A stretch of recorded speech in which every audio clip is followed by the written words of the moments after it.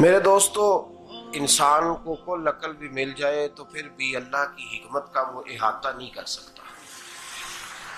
रब्बे करीम को ज़्यादा पता है कि हमारे लिए कौन सी चीज़ बेहतर है और कौन सी चीज़ हमारे लिए नुकसान का बाइस है। अल्लाह तबारक व तआला की हिकमत ये चाहती है कि मेरे बंदे परेशान ना हो। रब ये चाहता है कि मेरे बंदे किसी जगह पे भी दिक्कत और परेशानी का शिकार ना हो। तो अल्लाह तबारक व तआला ने राह एतदाल इख्तियार करने का हुक्म इरशाद फरमाया कि तुम एतदाल के रस्तों पे चलो, मोतदल जिंदगी गुजारो, अफरातो तफरीद से बचो। आज जिस माशरे में हम वक्त गुजार रहे हैं, इस माशरे में हम इस बात को समझने से कासिर हैं कि असल हमारा मसला क्या है। हमारा असल जो मसला है उसकी शनाख्त हमें कैसे होगी और हम फिर उस तक रसाई किस अंदाज में हासिल कर पाए। हम हमेशा अपनी आमदन बढ़ाने के चक्कर में रहते हैं। एक काम और शुरू कर लें, पार्ट टाइम जॉब शुरू कर लें, कोई साइड बिजनेस उसका आगाज कर लें। हमारी जो दौड़ लगी हुई है वो लगी है काम बढ़ाने में, आमदन बढ़ाने में। हालांकि इस्लाम हमें ये कहता है कि तू आमदन बढ़ाने के चक्कर में ना पड़। असल बात यह है कि तू अपने खर्चे कंट्रोल कर। तंग इंसान वो नहीं होता जिसकी आमदन थोड़ी होती है। ये तवज्जो कीजिएगा मेरी बात, ये कीमती बात है और गुफ्तगू सारी का लुबे लुबाब है। तंग बंदा वो नहीं होता जिसकी आमदन थोड़ी होती है। असल परेशान वो होता है जिसके खर्चे ज्यादा होते हैं। और हमारा जो रोजमर्रा का नुकसान हो रहा है ना, वो आमदन के मामलात में नहीं हो रहा। बुनियादी नक्श जो वाक़या हो रहा है वो ये है कि हमारे अखराजात ज्यादा, और वो अखराजात किसी और ने नहीं बढ़ाए। वो खर्चे हमने खुद बढ़ा लिए हैं और अब हमें उसका नुकसान भुगतना पड़ रहा है। और अगर आप सही मानों में टटोलें तो जो बहुत अमीर लोग हैं वो तो उन खर्चों से बच गए। मैंने बहुत सारे ऐसे खत्मात में शिरकत की है। मैं बहुत सारी ऐसी जगहों पे गया हूं कि जहां लोगों ने बड़ा मुख्तसर सा खत्म दिलाया है तो हो गया है खत्म। खत्म के मामले में कब किसी ने पाबंदी लगाई है कि उसमें 200 आदमी शरीक होगा तो तब ये साले सवाब सही हो सकेगा? कौन कहता है? या शादी के मौके पर अगर सारे बहन भाइयों को न बुलाया गया तो मेरी शादी पाया तकमील तक नहीं पहुंचेगी, इसमें बरकत नहीं होगी। ये किसने फतवा दिया है?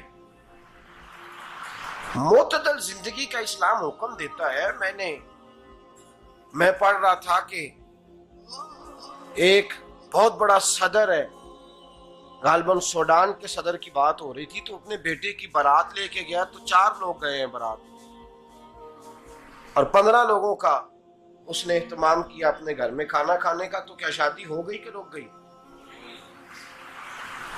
तो भाई राग अलापना इस बात का कि बड़ी परेशानी है, कोई साइड बिजनेस शुरू किया जाए फलान जगह फलान जगह फलान जगह। तो असल मामला ये है कि पहले एक बंदा कमाता है तो फिर भी घर ही चलता है, फिर बड़ा बेटा साथ शामिल होता है तो फिर भी घर ही चलता है, फिर मंझला बेटा शामिल होता है तो फिर भी घर ही चलता है। जो रोना दादाजी रोया करते थे कि बड़ी मुसीबत है, बड़ी मुश्किल है, गाँव में रह अकेले होते थे और वो 5 बच्चों को और 4 बच्चियों को वो पालते थे, तो जो वहां परेशानी थी वही आज परेशानी शहर में आकर पढ़ लिख कर मोटी तनख्वाह लेकर वही परेशानी हमें है। तो मैं जिस नतीजे पे पहुंचा हूं इसको पढ़ के, कुरान मजीद की चंद आयात को देखकर और इस मफहूम की जो हदीसें कुतुब हदीस में पाई जाती हैं और हमारे बुजुर्गों ने हमें जो मिजाज इस हवाले से दिया है, मैं इस नतीजे पे पहुंचा हूं कि मसला आमदन का नहीं, मसला खर्चे का है। हमारे खर्चे बुनियादी तौर पर ज्यादा, और अगर फिर हम ज्यादा बोझ खवातीन पे डालते हैं कि वो मुतालबे ज्यादा करती हैं। और अगर आप मुझसे पूछें तो खवातीन की भी अगर किसी जगह कोई आदत खराब होती है तो उसमें असल किरदार उसका होता है जो वो आदत खराब तो क्यों अपने गले से उतार के आप किसी के गले में बात डालने के चक्कर में है? वो खवातीन की तबीयत नहीं ऐसी है। असल बात यह है कि हमने आदत डाली है, हमने ये मिजाज उनको दिया है तो उनका बना है, न कैसे बन सकता। तो एतदाल जब तक जिंदगी में नहीं होता, पानी प्यास बुझाता है, लेकिन एक गिलास ही हो तो प्यास बुझाता है। बाल्टी को मुंह को लगाएगा तो कपड़े भिगो देगा उसके। हालांकि पानी बुरी चीज का नाम नेमत है ना, बहुत बड़ी अल्लाह की, लेकिन प्याले में ही अच्छा लगता है। कोई मटका मुंह को लगाएगा तो तंग होगा, प्याला ही बेहतर है उसके लिए। तो मेरे दोस्त, मटके से भी बाज़-औक़ात काम चल जाता है, लेकिन अगर कोई कहे नहीं मुझे दरिया ही चाहिए तो उसका तो घर बह जाएगा, सारा घर बह जाएगा उसका। हमें दरिया काबू करने का मूड बनाया हुआ है तो इससे घर बहा करते हैं, इससे घर बना नहीं करते। घर प्याले से पानी पीने से बनता है। अगर तू दरिया पे कब्जा करने का मूड बनाएगा तो घर बनेगा नहीं, घर बह जाएगा। आग ना हो तो खाना पक नहीं सकता, लेकिन हल्की आंच से खाना पकता है। और अगर आंच तेज कर दी जाए तो जी, करीने क्यास बात कर रहा हूं मैं, अकल से मावरा नहीं कर रहा। करीने क्यास समझाने के लिए मिसालें दे रहा हूं।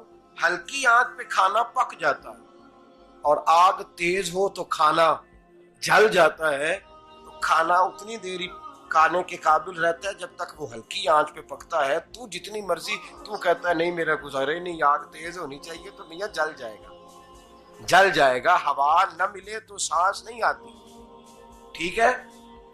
ऑक्सीजन ना हो तो सांस है, हवा ना चले तो गुजारा नहीं होता। लेकिन अगर तेज जले ना, अगर तेज जले तो तेज चले तो आंधी और तूफान बन जाए तो छतें गिरा देती है, जाने ले लेती है।